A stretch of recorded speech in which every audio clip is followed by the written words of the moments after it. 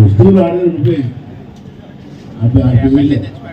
MLA సంబంధం ఆ వస్తువులు ఎందుకు జమీలుగా ఇంట్లో ఉన్నాయి. ఏ పండగ మన పండగ కూడా ఇవ్వలేదు. మీ పండగకి ఇవ్వకపోతే నేను పోలీస్ స్టేషన్ రిపోర్ట్ ఇస్తాను. అనుమానాలు తమ్ముడు లేదు దాని గుడ్డు ఎవరైనా ఒకటే అమ్మగారు ఉంది. నేను పోలీస్ స్టేషన్ రిపోర్ట్ ఇస్తాను, కంప్యూటర్ ఇస్తాను, అది కూడా మీకు చెప్తాను. స్టేట్మెంట్ ఇచ్చాడు మా తమ్ముడు జమీల్ మీద కంప్లైంట్ ఇస్తానని. ఎందుకో అర్థం కాదు. ఉగాది పూట కూడా కంప్లైంట్లు దౌర్జన్యాలు అంటే ఈ సంవత్సరం అంతా కూడా అలాగే ఉంటుంది అన్నమాట మన పద్ధతి. కాబట్టి ఒక్కసారి మీరు ఆలోచించండి. ఇదేంటంటే బురద జల్లే కార్యక్రమం.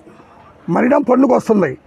మరిడం పండుగ యొక్క వస్తువులన్నీ కూడా జమీల్ దగ్గర ఉన్నాయని చెప్పి అన్నాడు. ఉన్నాయి, నా దగ్గర ఉన్నాయి. బంగారు వస్తువులు కానీ వెండి వస్తువులు కానీ. ఎందువల్లంటే పండుగ చేసేదే నేను మీ అందరికీ తెలిసిన నర్సీపట్నం ప్రజలకి. అమ్మవారి పాక కట్టిందే నుంచి అమ్మవారిని పూజా కార్యక్రమం అయిన వరకు కూడా నేనే ఉంటాను. పగలంతా ఊళ్ళో చందాలు, రాత్రి అంతా జాగరాలు. మరిడం పండుగ నకాలం పండుగ వస్తే మాకు తప్పదు, మా ఇలవేలుపు కాబట్టి అందరూ చేసేవారు. మా కుటుంబ సభ్యులు చేసేవారు, ప్రజలు సహకారం చేసేవారు. అయితే అయ్యన బదులు గారు ఏంటంటే మా వస్తువులు ఇవ్వలేదు అంటాడు. ఇప్పుడు 2018లో పండుగ అయింది.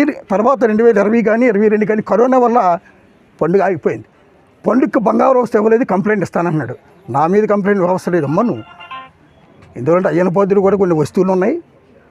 నేను కష్టపడి మనందరి యొక్క సొమ్ము 6 లక్షలు డిపాజిట్ చేశాం మేము అమ్మవారికి. మీ ఎవరికి తెలియదు.